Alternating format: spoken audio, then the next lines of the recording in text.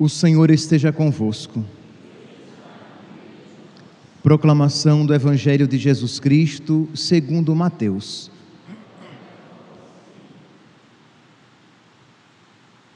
Naquele tempo, Jesus foi para a região de Cesareia de Filipe e ali perguntou aos seus discípulos: quem dizem os homens ser o Filho do Homem? Eles responderam: alguns dizem que é João Batista, outros que é Elias, outros ainda que é Jeremias ou algum dos profetas. Então Jesus lhes perguntou: e vós, quem dizeis que eu sou? Simão Pedro respondeu: tu és o Messias, o Filho do Deus vivo. Respondendo, Jesus lhe disse: feliz és tu, Simão, filho de Jonas, porque não foi um ser humano que te revelou isso, mas o meu Pai que está no céu. Por isso eu te digo que tu és Pedro, e sobre esta pedra construirei a minha igreja, e o poder do inferno nunca poderá vencê-la. Eu te darei as chaves do reino dos céus. Tudo o que tu ligares na terra será ligado nos céus. Tudo o que tu desligares na terra será desligado nos céus. Palavra da salvação.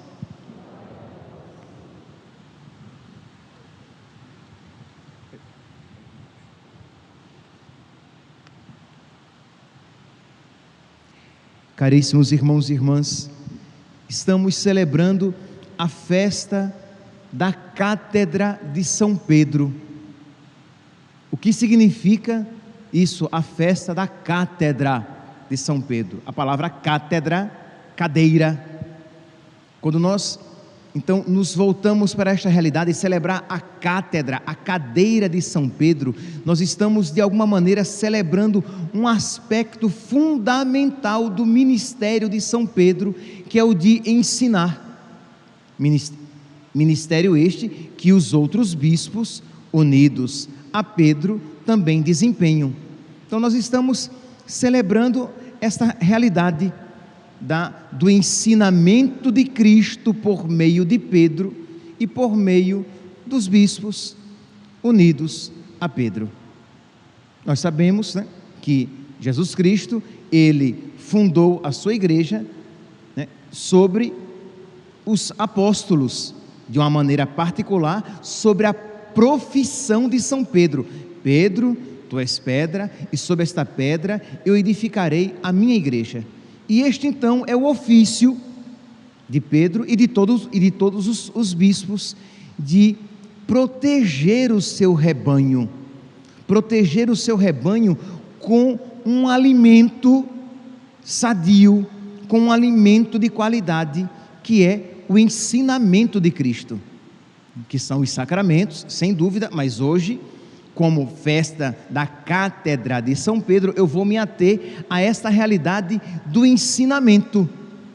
Vocês podem ver que os textos escolhidos para a missa de hoje, eles manifestam esse aspecto do pastor que cuida das suas ovelhas, que protege as suas ovelhas. Primeira leitura retirada da primeira carta de São Pedro, no capítulo 5, diz assim: sede pastores do rebanho de Deus confiado a vós, cuidai dele, não por coação, mas de coração generoso, não por torpe ganância, mas livremente, não como dominadores daqueles que vos foram confiados, mas antes como modelos do rebanho. Assim, quando aparecer o pastor supremo, Jesus Cristo, recebereis a coroa permanente de glória. Então, os pastores devem, então, cuidar do seu rebanho, proteger o seu rebanho, assim como os pastores de ovelhas protegem, cuidam das suas ovelhas, dando-lhes de comer e protegendo-as do lobo. O Papa e os bispos cuidam do seu rebanho, da Igreja de Cristo, dando-lhes de comer a verdadeira doutrina e protegendo o rebanho dos ataques do lobo, que é o diabo, o mentiroso, o divisor, o inimigo de Cristo. Pois bem, então, meus irmãos, nós estamos celebrando esta esta realidade, de modo que nós somos chamados hoje a nos unir à cátedra de Pedro. Nós estamos celebrando a festa da cátedra de São Pedro, então nós precisamos nos unir à cátedra de São Pedro. Eu já falei, a cátedra de São Pedro, a cadeira de São Pedro, significa o quê? O seu poder de ensinar, aquilo que foi ensinado, aquilo que foi confiado por Cristo aos apóstolos. Então nós precisamos nos unir a esta cadeira. E o que isso significa? Nós precisamos dizer que nós cremos, defendemos, professamos e transmitimos aquilo que há mais de 2000 anos a igreja crê, professa, defende e transmite durante a história. Então nós somos católicos, nós abraçamos esse ensinamento de Cristo, nós abraçamos o ensinamento que de alguma maneira se encontra representado na cátedra de São Pedro. E isso, meus santos, embora nós digamos aqui dessa maneira, e vocês, pelo menos pela expressão facial de vocês parecem aquecer, parecem dizer amém, é isso mesmo, é nisso que cremos, mas saibam, esta verdade não é tão simples assim para o mundo atual. O mundo atual não crê mais numa verdade duradoura, numa verdade que subsiste, não obstante a mutabilidade histórica. O mundo atual pensa que a verdade é tão mutável quanto a história, de modo que, quando muda a história, mudam também as verdades, mas nisto nós, cristãos católicos, não cremos. Nós cremos que aquilo que Cristo nos ensinou, aquilo que Cristo confiou aos apóstolos, aquilo que significa, que é representado aqui na fé de Pedro, isso continua no decorrer da história, não obstante o mundo se torne cada vez mais contrário a esta verdade. Para nós, cristãos católicos, a verdade não é popularidade, isto é, verdade é aquilo que é popular, não. Por mais impopular que se venha a se tornar o Evangelho, será sempre verdadeiro. Repito, por mais impopular que ele se torne, verdade não é uma convenção, isto é, uma aceitação da maioria. Nós, cristãos católicos, cremos que mesmo que a grande maioria do mundo se colocasse contrário, se colocasse contrariamente à verdade de Cristo, e que nela só crescem uma pequena minoria, ela continuaria sendo a verdade salvífica, a verdade de Deus, porque ensinada pelo próprio Deus. A verdade não é maioria, a verdade não é a popularidade, a verdade não é utilidade econômica.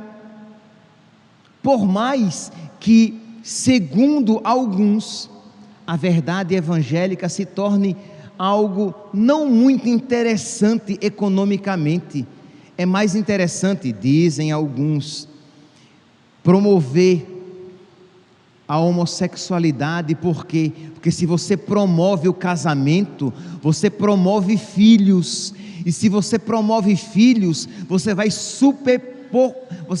superpopular o planeta.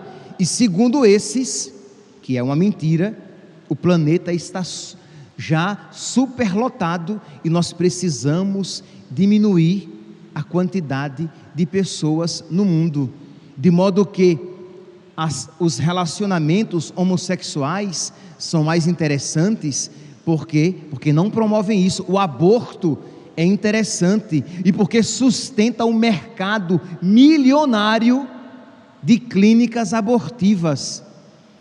Mas a verdade não é utilidade.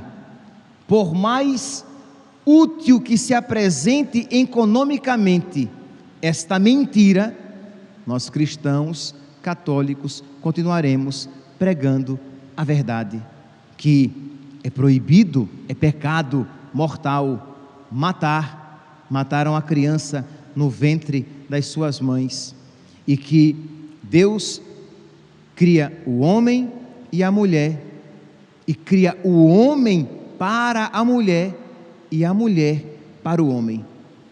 A verdade não é aquilo que é mais fácil. E tudo isso, meus santos, infelizmente está na mentalidade de uma grande quantidade de pessoas no mundo. Isto é, quando nós falamos algo, a pessoa não quer saber se é verdade ou mentira. Ela diz: mas isso é muito difícil, mas ninguém vive mais isso. Como é que você vai ser aberto à vida? Não, imagine, tem que ser permitido o uso dos anticoncepcionais. Por quê? Porque não tem como ser aberto à vida e ter muitos filhos como antigamente. Então as pessoas, elas querem apenas algo que seja fácil. Elas não estão preocupadas se aquilo é verdade ou é mentira. E meus irmãos, nós católicos, nós precisamos então estar dispostos a abraçar a cátedra de São Pedro. A pergunta aqui é: você está disposto a isso na sua vida? Não é aqui um abraço afetivo, aqui é um abraço existencial. Você vai abraçar a cátedra de São Pedro, isto é, você vai abraçar as verdades ensinadas há mais de 2000 anos, as verdades de sempre, as verdades da Igreja Católica, e dizer: eu vou arcar com a minha vida esta verdade, eu vou adequar a minha vida a esta verdade, e não adequar a verdade à minha vida, mutilando a verdade, diluindo a verdade. Não, a verdade é única, e eu quero vivê-la na sua integridade, porque acolher Cristo e não acolher os seus ensinamentos, acolher Cristo totalmente e não acolher a totalidade dos seus ensinamentos, é uma incongruência, é impossível. Ou você abraça Cristo com tudo aquilo que Ele é e com tudo aquilo que Ele ensina, ou você não abraça Cristo. Então eu compreendo, meus santos, que essa é uma realidade exigente, mas que nós precisamos rezar e pedir a Deus que vá nos convertendo pouco a pouco, porque a nossa tentação, a tentação de muitos católicos light, de muitos católicos laxos, de muitos católicos modernos, que no fim não são mais católicos, é querer pulverizar, diluir, liquefazer a fé e torná-la de acordo com os seus gostos e com a sua vida. E com isso, meus santos, eles perderam a fé católica, porque um católico, quando nega um ponto da fé católica, ele perde toda a fé católica. Eu repito, e isto aqui é importantíssimo: quando você conscientemente nega um ponto da fé católica, quando você diz: isso aqui eu não vou viver, da fé católica, você deixou de ser católico, você perdeu toda a fé católica. Então você precisa pedir: Senhor, concede-me a graça de fazer violência à minha vida para abraçar a tua verdade, na qual se encontra a verdadeira vida. E isso é celebrar a cátedra de São Pedro. Nós não podemos, nós não estamos celebrando afetivamente essa festa. Eu gosto muito de São Pedro. Como é bonito falar a Cátedra de São Pedro. Nós estamos celebrando na nossa vida e sabendo que a esta verdade de mais de 2000 anos, a esta verdade ensinada pelos 266 papas da história, de São Pedro a Francisco, nós estamos unidos a esta verdade única, que não pode ser negada, que ninguém tem autoridade de negar, que a igreja não tem autoridade de ensinar algo diferente daquilo que nos mais de 2000 anos foi ensinado. E aqui é uma afirmação forte, viu?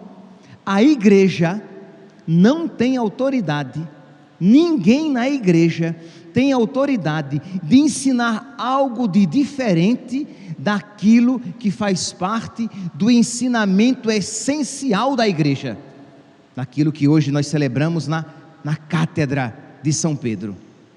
São Paulo, eu sempre gosto aqui, quando eu toco nesse assunto, de citar duas passagens que são fundamentais, que são basilares e que nós devemos saber de cor. 1 Coríntios, voltava agora eu esquecer quando eu digo que deve saber de cor, né? 1 Coríntios, capítulo 11, versículo 23. Deus Pai, é 23 ou 26? Eu acho que é 23, tá? 1 Coríntios, capítulo 11, versículo 23, é claro. 1 Coríntios, eu tinha certeza, estava só fazendo. 1 Coríntios, capítulo 11, versículo 23. Eu vos transmiti aquilo que eu mesmo recebi.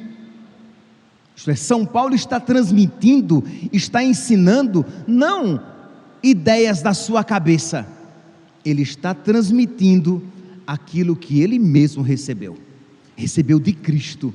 E aí ele vai falar a respeito do relato da instituição da Eucaristia. Eu vos transmiti o que eu recebi, não é criação minha, eu não recebi de homens, eu recebi do próprio Deus, do próprio Cristo.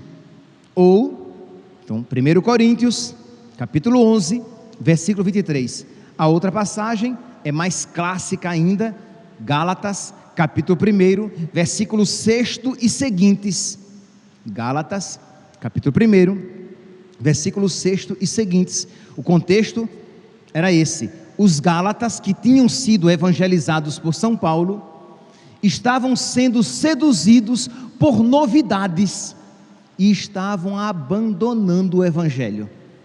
Quer dizer, não é algo muito diferente, né, meus santos, que acontece com muitos por aí, né?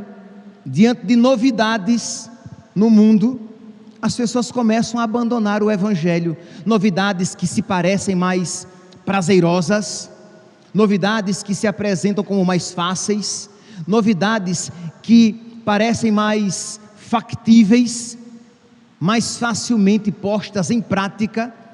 Então os Gálatas começaram a abandonar, e São Paulo diz, versículo 6, Gálatas, capítulo 1, versículo 6, eu estou admirado de que tão depressa passeis daquele que vos chamou a graça de Cristo, passeis de Deus, para um evangelho diferente. Eu estou besta que vocês abandonaram Deus por um evangelho diferente, que vocês passeis, que vós passeis do evangelho verdadeiro para um evangelho diferente. De fato, não há dois evangelhos, há apenas pessoas que semeiam a confusão entre vós e que querem perturbar o evangelho de Cristo. Não há dois caminhos, só há um caminho, Jesus Cristo. Mas aí vem a frase lapidar, Gálatas capítulo 1, versículo 8, mas ainda que alguém, nós ou um anjo baixado do céu, vos anunciasse um evangelho diferente do que vos temos anunciado, que ele seja excomungado, que ele seja anátema. Diz São Paulo, se eu ensinar um evangelho diferente, que eu seja excomungado. Se uma outra pessoa anunciar um evangelho diferente, que ela seja excomungada. E se até mesmo um anjo descer do céu e ensinar um evangelho diferente, que ele seja excomungado. Percebe aqui esta fidelidade, esta firmeza de que nós precisamos abraçar esta fé de mais de 2000 anos, esta verdade. E nós não devemos abrir a nossa cabeça, nem o nosso coração, a nenhum outro evangelho, a nenhuma outra novidade que esteja contrária a esta fé ensinada de há mais de 2000 anos. Por isso, meus santos, não adianta que algumas pessoas venham e digam assim: eu acho, os tempos são outros, gente, eu acho que as pessoas que se casaram na igreja e se separam e se casam de novo, elas devem comungar. Nosso Senhor ensinou que quem se casa com um homem divorciado, uma mulher divorciada, comete adultério. E não há ninguém na igreja que possa fazer cair este ensinamento que é de nosso Senhor. Não, a partir de agora todo mundo pode comungar. Como, por exemplo, nós sabemos que existe este movimento na Alemanha. Ninguém tem esta autoridade de não, a comunhão está aberta para todos, todos podem comungar, até mesmo quem não é católico. Muitos dizem por aí, mas o mundo mudou, as pessoas homossexuais, elas devem até mesmo receber uma bênção na igreja, e elas devem comungar. A igreja não tem autoridade de ensinar algo diametralmente oposto àquilo que foi ensinado pela igreja, porque de Cristo recebeu, que se encontra claramente testemunhado nas Sagradas Escrituras e na tradição e nos ensinamentos magisteriais de mais de 2000 anos do ministério petrino. Há mais de 2000 anos os ensinamentos dos papas têm sido esse, e nós não podemos, para sair bonito na fotografia, para sair bonito para o mundo atual, ensinar algo de diferente daquilo que a igreja tem ensinado há mais de 2000 anos. Mas eu acho que as mulheres devem ser ordenadas. A igreja não tem autoridade para conferir o sacramento da ordem às mulheres, porque isso Jesus não fez. Mas eu acho que o aborto deve ser permitido. Percebe? A igreja não pode isso ensinar, porque vai de encontro, é contrário ao ensinamento presente nas Sagradas Escrituras, na tradição e no ensinamento do magistério da igreja de mais de 2000 anos. É isso, meus santos, o que nós estamos celebrando. E São Paulo, então, como que necessário fosse, ele repete mais uma vez, eu repito. Ele já disse isso no versículo 8, e ele diz, eu repito aqui o que acabamos de dizer: se alguém pregar doutrina diferente da que recebestes, seja ele excomungado, seja ele anátema. Meus irmãos, rezemos